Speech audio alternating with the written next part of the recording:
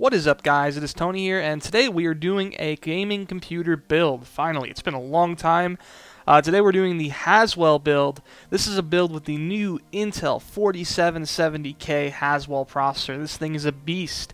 It also has the new 770. It has a lot of great little bits in here. But before I get to it, I would like to mention real quick that this is the first video in my lineup of videos that will be potential shows I'll be doing in the future. If you guys enjoy this video and you want to see this in my weekly shows where every week I do a gaming build like this, go ahead and like the video and comment saying that you want more of this in the future. That will give me a better idea of if I should keep making these videos or not. But without further ado, let's go ahead and start the gaming build. Starting off with the Haswell Intel i7 4770K. I'm really excited about this processor. It's supposed to be really good, 2 times faster than the 3770K. This is the top of the line Haswell, unlocked multiplier for overclocking, and it'll be great for your system. Now, since the Haswell chipset has a voltage regulator on the actual chip, it gets pretty hot, so I thought we'd go with the pre-filled H100i, which is good for mid-range overclocking, and it's easy setup, and it's very affordable, and it's just a great overall good-looking water cooler. The motherboard we went with is a pretty good mid-range Asus Z87. It's a pretty good board just to have SLI ready and to have availability for high-speed RAM and overclocking. It's nothing too crazy, but it'll do the job, and it's at a good price. Now the RAM, on the other hand, we went a little bit more high-end with the RAM. We only got 16 gigs because of that. We want this to be a good, affordable PC for most people. That's practical. But it has 2133 MHz, which is supported by the Haswell chipset, so that's pretty insane right there. Next up, with the next-gen CPU, of course you have to go with the next-gen GPU, the 770. This is the EVGA variant, which is very good. It has a great cooler with dual fans.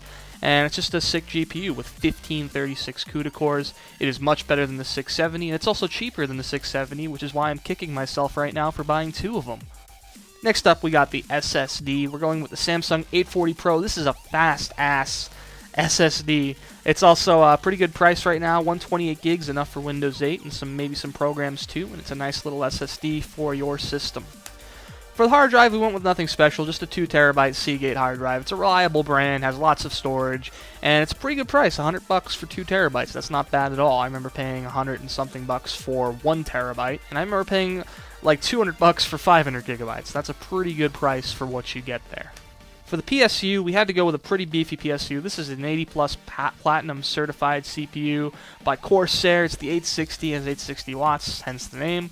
It is Haswell certified, which is an important thing for the Haswell PSUs because you'll get the best overall modulation of the power usage, and overall it's just a nice modular PSU to have in your system.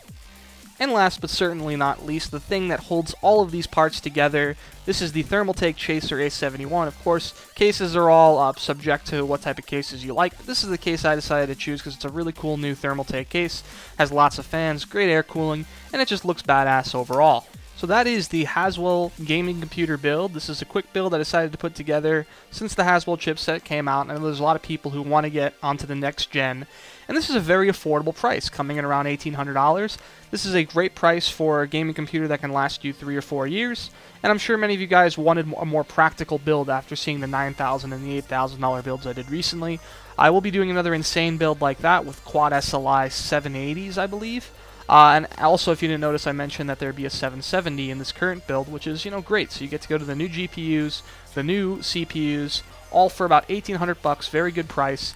And it's a really good way to jump into the next gen of gaming. So that is pretty much it. That is the Haswell build. If you guys once again enjoyed this video format and you want to see this in my weekly episodes or shows, if you will, in the future, go ahead and comment below and like this video and show some support for this video format.